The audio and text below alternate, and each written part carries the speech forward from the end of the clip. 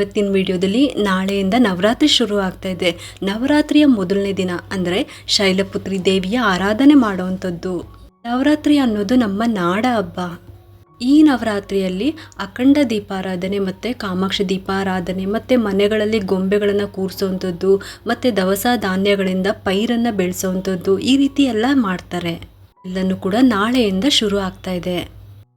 ಇವಾಗ ನವರಾತ್ರಿಯ ಮೊದಲನೇ ದಿನವಾದ ಶೈಲಪುತ್ರಿ ದೇವಿಯ ಆರಾಧನೆಯನ್ನು ಮನೆಯಲ್ಲಿ ಯಾವ ರೀತಿ ಆಚರಣೆ ಮಾಡಬೇಕು ಅಂತ ತಿಳ್ಕೊಳ್ಳೋಣ. ಅದಕ್ಕೂ ಮುಂಚೆ ನಿಮ್ಮೆಲ್ಲರಿಗೂ ನವರಾತ್ರಿ ಹಬ್ಬದ ಆರ್ಥಿಕ ಶುಭಾಶಯಗಳು. ಬ್ರಹ್ಮ, ವಿಷ್ಣು ಮತ್ತು ಶಿವನ ಶಕ್ತಿಯ ರೂಪವಾಗಿ ಶೈಲಪುತ್ರಿ ದೇವಿಯು ಗೂಳಿಯ ಮೇಲೆ ಸವಾರಿಯನ್ನು ಮಾಡ್ತಾರೆ. ಹಣೆಯ ಮೇಲೆ ಅರ್ಧ ಚಂದ್ರನನ್ನು ಹೊಂದಿರ್ತಾರೆ. ಅವರ ಬಲಗೈಯಲ್ಲಿ ತ್ರಿಶೂಲ, ಎಡಗೈಯಲ್ಲಿ ಕಮಲದ ಹೂವನ್ನು ಇಟ್ಕೊಂಡಿರ್ತಾರೆ. ಶೈಲಪುತ್ರಿ ದೇವಿ ಅಂತ ಅಂದರೆ ಇವರು ಪರ್ವತರಾಜನ ಮಗಳು. ಪರ್ವತಗಳ ಇನ್ನೊಂದು ಹೆಸರು ಶೈಲಾ ಅಂತ.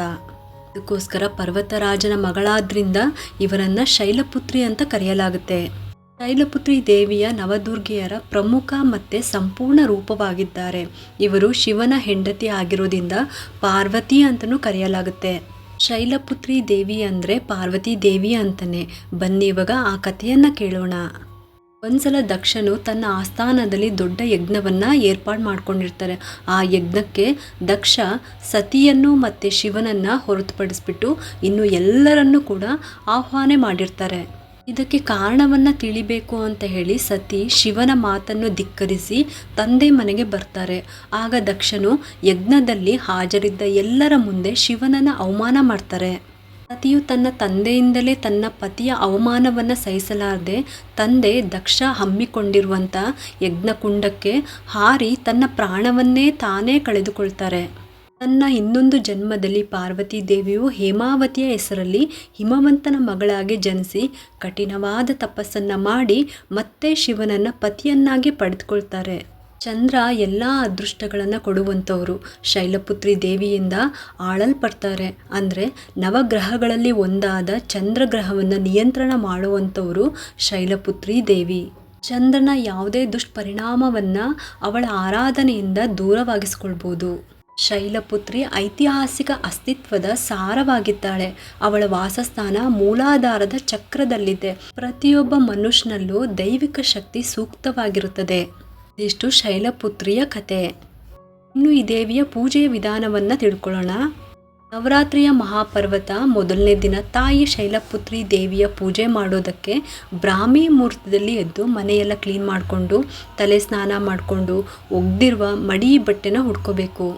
ಈ ತಾಯಿಗೆ ಪ್ರಿಯವಾದ ಬಣ್ಣ ಅಂದರೆ ಬಿಳಿ ಬಣ್ಣ. ಆದಷ್ಟು ಬಿಳಿ ಬಣ್ಣದ ಸೀರೆನ ಉಟ್ಕೊಂಡ್ಬಿಟ್ಟು ಪೂಜೆ ಮಾಡಿ ಯಥಾಶಕ್ತಿ ಪೂಜೆಯ ಸಿದ್ಧತೆಯನ್ನು ಮಾಡ್ಕೋಬೇಕು. ದೇವರ ಮನೆಯಲ್ಲಿ ನೀವು ಕಳಶ ಇಡೋ ಜಾಗದಲ್ಲಿ ಒಂದು ಅಷ್ಟದಳ ಪದ್ಮ ರಂಗೋಲಿನ ಹಾಕಿ ಅದ್ರ ಮೇಲೆ ಒಂದು ಪೀಠನ ಇಟ್ಟು ಅದ್ರ ಮೇಲೆ ಒಂದು ಕೆಂಪು ವಸ್ತ್ರವನ್ನು ಹಾಕಿ ಅದ್ರ ಮೇಲೆ ದೇವಿಯ ಫೋಟೋ ಅಥವಾ ವಿಗ್ರಹ ಅಥವಾ ಕಳಶವನ್ನು ಪ್ರತಿಷ್ಠಾಪನೆ ಮಾಡಬೇಕು. ಆ ನಂತರ ದೀಪಗಳು, ವಿಗ್ರಹಗಳು ಎಲ್ಲನೂ ಸಿದ್ಧ ಮಾಡಿಕೊಂಡು ಇದೆಲ್ಲದಕ್ಕೂ ಕೂಡ ಗಂಧ, ಅರಿಶಿನ, ಕುಂಕುಮ ಹಚ್ಚಲೇಬೇಕು. ಗೆಜ್ಜೆ ವಸ್ತ್ರ ಹೇರಿಸಿ ಹೂಗಳನ್ನು ಇಟ್ಬಿಟ್ಟು ಅಲಂಕಾರ ಮಾಡ್ಕೊಳ್ಳಿ. ಮೊದಲನೇ ದಿನ ಬಿಳಿ ಬಣ್ಣ, ಸಾಧ್ಯವಾದಷ್ಟು ಬಿಳಿ ಬಣ್ಣದ ಹೂಗಳನ್ನು ಉಪಯೋಗಿಸ್ಕೊಳ್ಳಿ. ಕಳಶಕ್ಕೆ 9 ಎಳೆ ಗೆಜ್ಜೆ ವಸ್ತ್ರನ ಏರಿಸಿ ಮೊದಲನೇ ದಿನ ನೀವು ಕಳಶ ಇಟ್ಬಿಟ್ಟು ಗೆಜ್ಜೆ ವಸ್ತ್ರನ ಏರಿಸಿ ಪೂಜೆಗೆ ಸಿದ್ಧತೆ ಮಾಡಿಕೊಂಡು ನೀವು ದೇವಿಯನ್ನು ಆಹ್ವಾನ ಮಾಡಿ ಪೂಜೆ ಪ್ರಾರಂಭ ಮಾಡಿದ ಮೇಲೆ 9 ದಿನಗಳ ತನಕ ಕಳಶವನ್ನು ಕದಲಿಸಬಾರ್ದು. ಮತ್ತೆ ನೀವು ಗೆಜ್ಜೆ ವಸ್ತ್ರ ಚೇಂಜ್ ಮಾಡಬೇಕು ಅಂತ ಏನೂ ಇಲ್ಲ. ಹಾಗೆ ಎಲೆ ಕೂಡ ಅಷ್ಟೇ ಬದಲಾಯಿಸಬೇಕು ಅಂತಲೂ ಏನೂ ಇಲ್ಲ. ಒಟ್ಟಿನಲ್ಲಿ ಮೊದಲನೇ ದಿನ ಪ್ರತಿಷ್ಠಾಪನೆ ಮಾಡಿದ ಮೇಲೆ ಅದನ್ನು ಮುಟ್ಟೋದಕ್ಕೂ ಹೋಗಬೇಡಿ. ಒಂದೇ ಒಂದು ಹೂನ ಇಟ್ಬಿಟ್ಟು ನೀವು ಪ್ರತಿದಿನ ಪೂಜೆ ಮಾಡ್ಕೋಬೇಕು. ಅಂದರೆ ಈ 9 ದಿನವೂ ಕೂಡ ಒಂದೇ ಒಂದು ಹೂನ ಇಟ್ಬಿಟ್ಟು ಪೂಜೆನ ಮಾಡ್ಕೋಬೇಕಾಗುತ್ತೆ. ಇನ್ನು ಕಳಶದ ಒಳಗಡೆ ಒಂದು ಬೆಳ್ಳಿ ಕಾಯಿನು ಅಥವಾ 5 ರೂಪಾಯಿ ಕಾಯಿನು ಅಥವಾ 10 ರೂಪಾಯಿ ಕಾಯಿನ್ ಹಾಕಿ 9 ದಿನ ಪೂಜೆ ಮಾಡಿ ಆಮೇಲೆ ಈ ಕಾಯಿನ್ನ ಕ್ಯಾಶ್ ಬಾಕ್ಸ್ನಲ್ಲಿ ಅಥವಾ ಪರ್ಸ್ನಲ್ಲಿ ಎತ್ತಿಟ್ಕೋಬೋದು. ಕಳಶ ಇಡುವಂಥ ಪದ್ಧತಿ ಇಲ್ಲ ಅಂತ ಅನ್ನೋರು ಫೋಟೋ ಅಥವಾ ವಿಗ್ರಹವನ್ನು ಕೂಡ ಇಟ್ಬಿಟ್ಟು ನೀವು ಪೂಜೆ ಮಾಡ್ಕೋಬೋದು. ಈ ದಿನದ ನೈವೇದ್ಯಕ್ಕೆ ಹಾಲಿನಿಂದ ಮಾಡಿದ ಯಾವುದೇ ಸಿಹಿ ಪದಾರ್ಥಗಳನ್ನು ಪೂಜೆಗೆ ಇಡ್ಬೋದು. ಮತ್ತು ಹಸುವಿನ ಶುದ್ಧವಾದ ತುಪ್ಪವನ್ನು ಇಡಬೇಕು. ಇದೆರಡೂ ಕೂಡ ಈ ದಿನ ನೈವೇದ್ಯಕ್ಕೆ ಇಡಲೇಬೇಕು. ಘಟಸ್ಥಾಪನೆಯ ನಂತರ ಪ್ರತಿಪಾದ ತಿಥಿಯಲ್ಲಿ ಶೈಲಪುತ್ರಿ ದೇವಿಯನ್ನು ಆರಾಧನೆ ಮಾಡಲಾಗುತ್ತೆ. ಶೈಲಪುತ್ರಿ ದೇವಿಯ ಮಂತ್ರವನ್ನು ಇದೇ ವಿಡಿಯೋ ಕೊನೆಯಲ್ಲಿ ಕೊಟ್ಟಿರ್ತೀನಿ, ಅದನ್ನು ನೋಡಿಕೊಂಡು ನೀವು ಹೇಳ್ಕೊಬೋದು. ಅಥವಾ ಈ ಚಿಕ್ಕ ಮಂತ್ರನ 108 ಸಲ ಹೇಳ್ಕೋಬೇಕು. ಓಂ ಶೈಲಪುತ್ರಿಯೇ ನಮಃ ಅಂತ 108 ಸಲ ಹೇಳ್ಕೊಬೋದು. ಪೂಜೆಯೆಲ್ಲ ಆದಮೇಲೆ ಹೇಳ್ಕೊಳ್ಳಿ. ನಿಮಗೆ ದುರ್ಗಾದೇವಿಯ ಬೇರೆ ಮಂತ್ರಗಳು ಹೇಳೋದಕ್ಕೆ ಕಷ್ಟ ಆಗುತ್ತೆ ಅಂತ ಅಂದರೂ ಕೂಡ ಆಯಾ ದಿನದ ದೇವಿಯ ಅವತಾರಗಳಿರುತ್ತಲ್ಲ ಆ ಮಂತ್ರಗಳನ್ನು 108 ಸಲ ಹೇಳ್ಕೊಳ್ಳಿ. ಅಂದರೆ ನಾನು ಆಗಲೇ ಹೇಳ್ದಂಗೆ ಓಂ ಶೈಲಪುತ್ರಿಯೇ ನಮಃ ಅಂತ ಹೇಳ್ಕೊಳ್ಳಿ.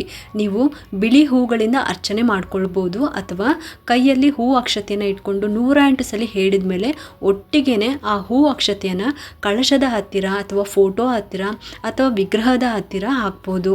ಅಥವಾ 108 ಸಲ ಈ ಮಂತ್ರನ ಹೇಳ್ತಾ ಕುಂಕುಮದಿಂದ ಅರ್ಚನೆ ಮಾಡ್ಕೊಳ್ಳಿ. ಆಯಾ ದಿನದ ಆಯಾ ಮಂತ್ರವನ್ನು ಹೇಳ್ಕೊಳ್ಳಿ 108 ಸಲ. ಮೊದಲನೇ ದಿನ ಬಿಳಿ ಬಣ್ಣ ಹಾಲಿನಿಂದ ಮಾಡಿದಂಥ ಯಾವುದೇ ಸಿಹಿ ಪದಾರ್ಥಗಳನ್ನು ನೈವೇದ್ಯ ಮಾಡ್ಬೋದು. ಅದ್ರ ಜೊತೆಗೆ ಒಂದು ಸ್ವಲ್ಪ ಹಸುವಿನ ಶುದ್ಧವಾದ ತುಪ್ಪವನ್ನು ಕೂಡ ಇಡಲೇಬೇಕು. ಇನ್ನು ಹೊಸ್ಲು ಪೂಜೆ ಮಾಡೋರು, ಕಾಮಾಕ್ಷಿ ದೀಪದ ಆರಾಧನೆ ಮಾಡೋರು ಮಾಡ್ಕೊಳ್ಳಿ. ಇನ್ನು ಅಖಂಡ ದೀಪ ಹಚ್ಚೋರು ಕೂಡ ನಾಳೆಯಿಂದ ಶುರು ಮಾಡ್ಕೊಳ್ಳಿ. ಇನ್ನು ಸಂಜೆ ಹೊತ್ತು ಹೊಸ್ಲಿನ ಕೆಳಗಡೆ ನೀರನ್ನು ಪ್ರೋಕ್ಷಣೆ ಮಾಡ್ಕೊಂಡ್ಬಿಟ್ಟು ರಂಗೋಲಿ ಹಾಕಿ 2 ದೀಪನ ಹಚ್ಕೊಳ್ಳಿ. ಆ ಕಡೆ ಈ ಕಡೆ ಬೊಟ್ಟನ್ನು ಇಟ್ಟು ನೈವೇದ್ಯ ಇಟ್ಟು ಸಂಜೆಗೆ ಹೊಸ್ಲು ಪೂಜೆನ ಮಾಡ್ಕೋಬೋದು. ಇನ್ನು ಬನ್ನಿ ಮರದ ಪೂಜೆ ಮಾಡೋರು ಬೆಳಗ್ಗೆನೇ ಹೋಗಬೇಕು.